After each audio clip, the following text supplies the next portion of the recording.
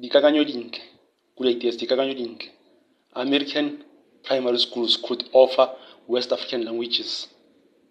I think it would be a good idea, because if Black Americans are taught African languages, specifically West African languages, because that's where most of the Black American slaves were taken, they would be less anxious to relocate to Africa. They could just visit, know more about the reason return, not relocate when they are not ready.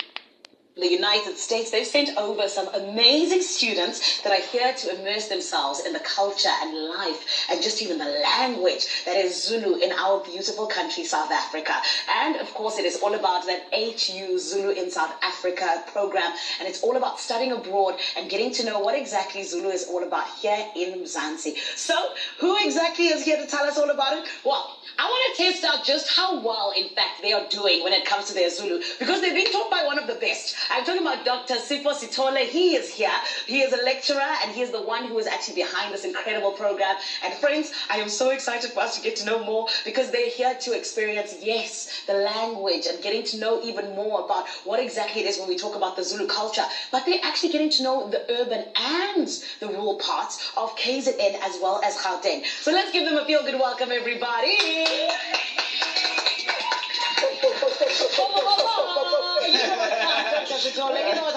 But I want to say sanibonani. Yebo, sawubona. Ninjani? Siyaphila wena njani? I'm feeling cozy. Oh my goodness, this is amazing. Wait, did you guys learn all of this like while you were here in South Africa? Before you didn't like get to know anything else? We learned introductions in class. Yeah, that's amazing. So, Kalubuza, mani gama lakho. Wena? Agama lami Ngingu Amaya. Amazing. Igama lami Gingu Kaori Isibongo Sami Cannon. Ooh, child, yeah. Igama lami Gingu Janisha. I think it would be a great idea. Howard University has done its part in teaching them African languages. Zulu is also the Southern African language, because they would be less anxious, because apparently some have been relocating to Africa yet they were not ready. Some have been misled that Africans live in the bush, they live on trees. So after coming here, they've experienced themselves what Africa is like. There are rural and urban areas here in Africa. Because the whole idea is to say it's not enough just to teach the language, but you must live with the people. Take them to the villages, show them how to go fetch water from the river and everything. Wow. And everything they have to know about the greatest Zulu kingdom, the greatest Zulu kings that ever lived, taking them to the cultural sites, to the historical sites in Zululand, whilst we're also teaching, because it's quite an immense program. It's 140 hours of teaching the actual isiZulu, and then also taking them out to go and experience and mingle. I think it's a good initiative that Howard University have taken, but I think even if they are taught in primary schools, you find that they won't just be anxious, because it's always good to start from the bottom, start with foundation. Some have been relocating to Africa too anxious to know about their culture, too anxious to know about their roots, because they've been misled. And I don't blame them. The fact that they even took that initiative, it shows courage, because the comfort zone is the safest place with no growth. So the fact that they aimed too high, relocated to Africa and failed, I still respect the ambition. But I think if they were taught in America, they have got that option. Plus, especially now because there is DNA ancestry testing to know exactly your African roots. So just teaching them from primary school right up to high school, it would limit their anxiety to come back to Africa. You cannot just relocate. That's what I would suggest. Teach them in school. At least they can get to know about their culture, get to know about their roots. They'll be less willing. That's what I've noticed. They thought because they come from America, things will just be fine when they come to Africa. They had to visit first.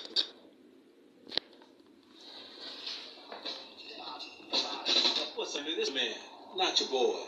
Go black to Africa. You got money.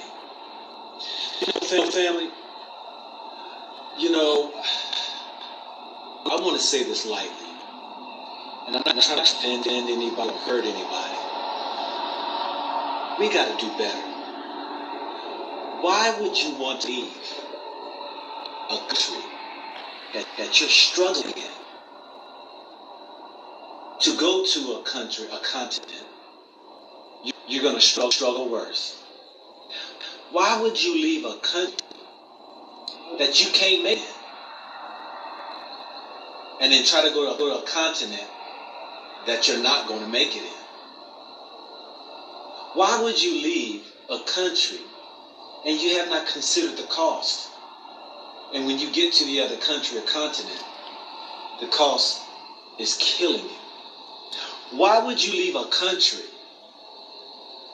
that you barely have a pot to piss in to go to a country where there's no pot to piss in? Why would you leave a country that you have not made something of yourself to go to a country where you won't even have the possibility to make something of yourself? What am I saying, family? I've said this in many of my videos, but I'm quite sure there are many who just watch one or two videos. Understandable. But when it comes to my channel and motivating and encourage people to go to Africa, I have said time and time again, you have to have your money intact. You cannot be going to Africa looking for a job. For if you are not self-made in America, it's going to be hard for you to go to Africa and start a business. If you have never done business before, it's going to make it that much more harder because business is done different in Africa. I have seen people who go to Africa, start businesses, and go broke. I haven't even made it a year. And I've said this before, is that if you don't have the capital, some people don't even understand what a capital is.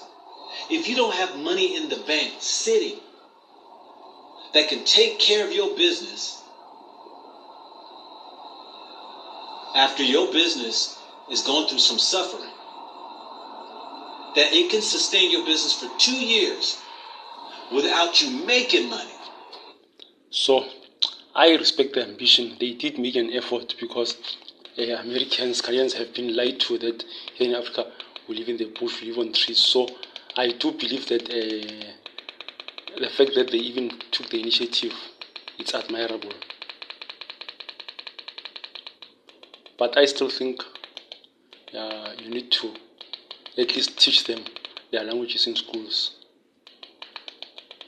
Teach them about their culture so they can connect from wherever they are. Because I've heard that if you're in Canada, America, Britain, and you speak an African language, they stop everything they're doing that and they look at you. Because especially the black Canadians, black Americans,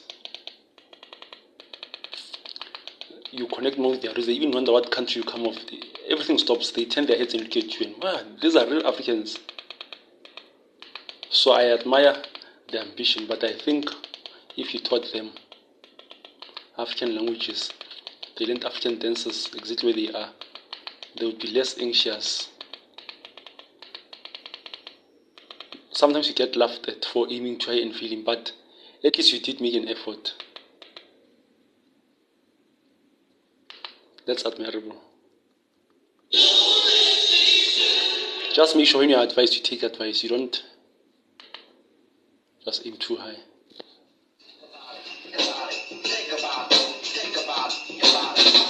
What's up, family? This is your man, not your boy. Go black to Africa. Only if you're prepared to. But, you know, I want to go ahead and discuss this right here. The top 3 reasons people are returning home or the country they're from, leaving Africa. Now, you know, I've been to 13 countries in Africa. I've traveled. I just got back. I'm about to leave here in 2 more weeks. Be back over to the motherland.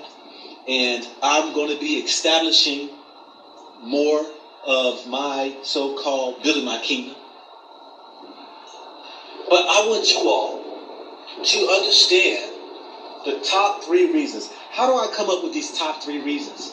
Because I talk to people. People email me. People that I've interviewed. People that have shared, whether it's their own stories, testimonies, whatever. The reason. go back to Africa only when you're prepared. But the fact that you even tried it and failed, it's admirable. Good ideas. American primary schools could teach African languages. Then there will be less anxiety.